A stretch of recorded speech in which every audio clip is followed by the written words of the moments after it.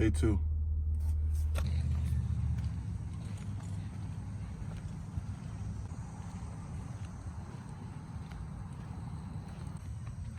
So today, I woke up in pain. I never really did well with outside walking. It's tough for me. It's true and true. I'm a hooper. I like surfaces that bounce back when you run on them, not these hard surfaces like concrete. And so my legs hurt after I walk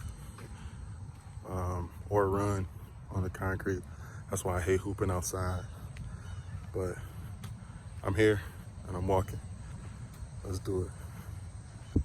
Today's episode is Thank You, Mamba.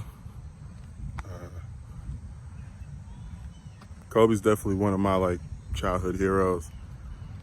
I always loved the people that were obsessed with their craft, and he was one. Michael Jackson was one. I remember watching a video on Michael Jackson, and Michael Jackson said he never put a song out without listening to it at least 17 times after he recorded it. 17 times. Can you imagine how, from me doing music, right? I know how the studio works. If you make a good song in the studio, everybody's hyped, right? Oh man, bro, that's it. You got it. That's a hit. That's classic, blah, blah, blah. And Mike was like, nah, I need to hear this 16 more times before I say, cool, this is good. And Kobe was kind of similar, he knew what he wanted. He didn't care what he had to do to get it. He bust his ass. He was in the gym before people. And that alone just made him one of my heroes, because I want to have that mindset. So I'm going to play this clip of someone vouching for this relentless attitude that he had, and then I get right back with y'all. Let's go. Try to outwork people, right? That's just how I made my mark. So the game was at 7. It's like, you know what? I'm gonna come to the Staples Center, because we're playing. This is when the Lakers had Kobe and Shaq. Okay, this is like the championship Lakers.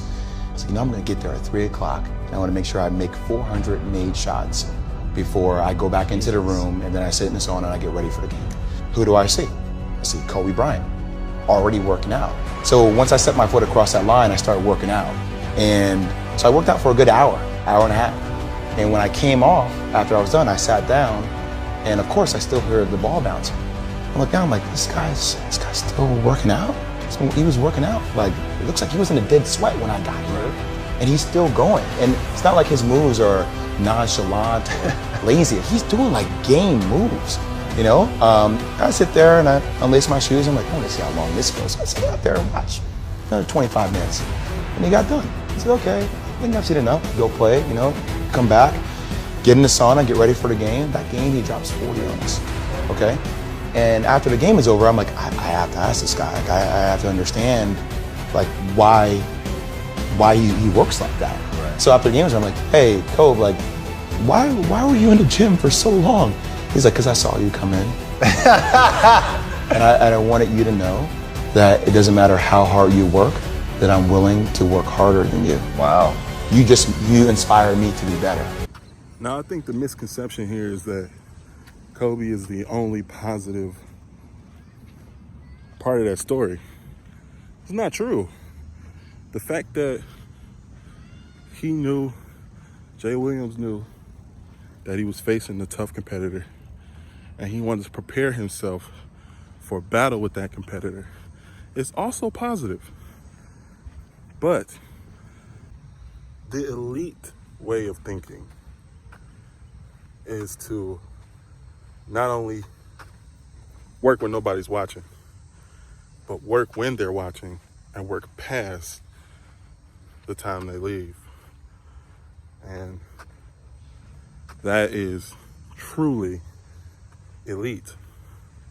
And it sets you apart. It just does. Because no one, it's not common. And that is what I admired the most about Kobe. Damn sure wasn't common. And if he was born common, he wasn't gonna stay that way. So I think with this, that's what I'm trying to accomplish. I'm trying to shed my common. 'Cause anybody can sit down. Anybody can be lazy. Anybody can eat whatever they want. It's a free country. Get in the car, walk, go get whatever you want. It's all available. As long as you have the means, you can get it. But I want the stuff that you have to work hard for. I want the stuff that you have to push yourself for to accomplish and to gain. And I have to thank Kobe for that.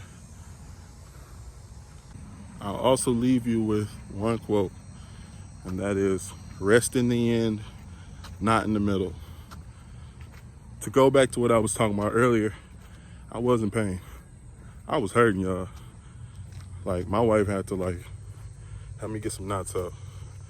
And though I could have been like, man, I can't do this, which I've done in the past. Or, man, it's too hard, which I've done in the past. I wanted this time to be different. So I got my butt up and I started walking. I can do it.